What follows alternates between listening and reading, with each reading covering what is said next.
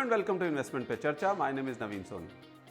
अगर आप नए इन्वेस्टर हैं यानी म्यूचुअल फंड्स में अगर आप इन्वेस्टमेंट शुरू करना चाहते हैं तो क्या क्या बातें हैं जिनका आपको ध्यान रखना चाहिए, जिनकी इन्फॉर्मेशन आपको होनी चाहिए, आज हम उन्हीं के बारे में बताएंगे। यानी top 5 things that you need to know before investing in mutual fund.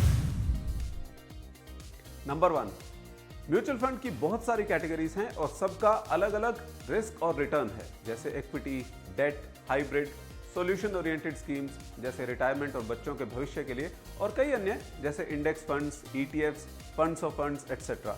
Equity में आगे कई तरह की कैटेगरीज हैं, जिनमें से कुछ हैं multi cap, large cap, small cap, mid cap, sectoral, ELSS वगैरह वगैरह। इसी तरह डेट में भी कई कैटेगरीज हैं, जिनमें से कुछ हैं liquid funds, ultra short duration funds, short duration funds, medium duration, long duration, corporate bond funds, guild funds etcetera.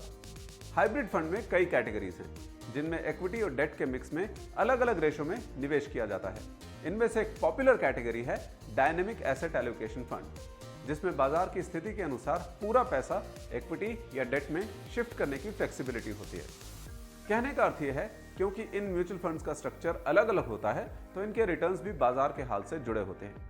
आपको अपने लक्ष्य या गोल, उसके लिए उपलब्ध टाइम और रिस्क लेने की क्षमता के अनुसार स्कीम चुननी होगी। अगर आप अपने आप से तय नहीं कर पा रहे तो आपको एक क्वालिफाइड और रजिस्टर्ड प्रोफेशनल की सलाह लेनी चाहिए। नंबर 2, म्यूचुअल फंड्स के रिटर्न्स हर साल सेम नहीं होंगे। म्यूचुअल फंड्स के रिटर्न कई फैक्टर्स पर डिपेंड करते हैं। फंड मैनेजर अलग अलग कंपनीज के शेयर में इन्वेस्ट करते हैं जो कई सेक्टर से हो सकती हैं। इन शेयरों की परफॉर्मेंस कंपनी के रिजल्ट्स और भविष्य में उनके बिजनेस प्रोस्पेक्ट्स के अलावा देश की अर्थव्यवस्था, अंतर्राष्ट्रीय हालात, इन सब पर भी डिपेंड करते हैं। इसके अलावा कभी किसी सेक्टर्स के अच्छे दिन हो सकते हैं तो कभी किसी और सेक्टर के। जैसे कोविड के टाइम में आईटी और फार्मा सेक्टर ने अच्छा परफॉर्म किया था और व्हाइट गुड्स का प्रदर्शन उतना अच्छा नहीं रहा। यानी रिटर्न्स साल दर साल अलग हो सकते हैं और आपको फोकस करना है अपने गोल्स पर और देखनी है लॉन्ग टर्म में एवरेज रिटर्न्स। नंबर 3, पोर्टफोलियो को डाइवर्सिफाई कीजिए। जब आप किसी भी ड्यूरेशन के लिए अपना गोल हासिल करने के लिए इन्वेस्टमेंट कर रहे हैं तो एक डाइवर्सिफाइड पोर्टफोलियो बनाइए। इंग्लिश में एक कहावत है, don't put all your eggs in one basket. Hindi में हम इसका सीधा अर्थ निकालें तो अपने सारे दांव को एक जगह पर मत खेलिए। निवेश की भाषा में अगर अपने सारी राशि को आपने एक ही जगह लगा दिया तो वहां पर परफॉर्मेंस अच्छी नहीं हुई तो आपका अधिक नुकसान हो सकता है। अगर आप अपना निवेश एक पोर्टफोलियो बनाकर अलग अलग जगह करते हैं तो बढ़त और नुकसान का एक बैलेंस बन सकता है, जिससे आपका रिस्क थोड़ा कम हो जाएगा। नंबर 4, एनएवी पर नहीं, म्यूचुअल फंड के कॉन्सेप्ट पर इन्वेस्ट कीजिए।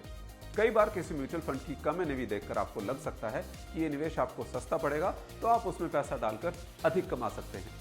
एनएवी किसी म्यूचुअल फंड के लाइफ साइकिल पर भी निर्भर करती है, यानी म्यूचुअल फंड की शुरुआत कब हुई थी। केवल इसके आधार पर इसलिए निवेश करना सही नहीं होगा। आपको देखना होगा कि म्यूचुअल फंड ने जिन कंपनीज या सेक्टर में निवेश किया है उनका ग्रोथ पोटेंशियल क्या है, फंड मैनेजर की परफॉर्मेंस कैसी है, क्या वो स्कीम आपके रिस्क लेने की क्षमता से मैच करती है या नहीं। इसके लिए आपको स्कीम का इंफॉर्मेशन डॉक्यूमेंट पढ़ लेना चाहिए और हम फिर से कहेंगे कि समझ नहीं आए तो एक क्वालिफाइड और रजिस्टर्ड प्रोफेशनल की सलाह लीजिए। नंबर 5, एसआईपी के माध्यम से निवेश करने पर आपको कई फायदे हो सकते हैं। आपके पास अगर निवेश करने के लिए एक साथ बहुत सारा पैसा नहीं है तो आप एसआईपी के जरिए अपनी इनकम के अनुसार हर महीने निवेश करते रह सकते हैं। आजकल ऑनलाइन कई तरह के ऐसे कैलकुलेटर्स उपलब्ध हैं जहां पर आप अपने गोल का पैसा डालिए, कितना आपको चाहिए, टाइम और एक्सपेक्टेड रिटर्न्स की वैल्यू डालिए, तो आपको पता चल जाएगा कि आपको हर महीने कितने रुपए की एसआईपी इन्वेस्टमेंट स्टार्ट करनी है। आप धीरे धीरे पैसा डालते रहिए, इससे आपको बाजार के उतार चढ़ाव की अधिक चिंता करने की भी आवश्यकता नहीं होगी।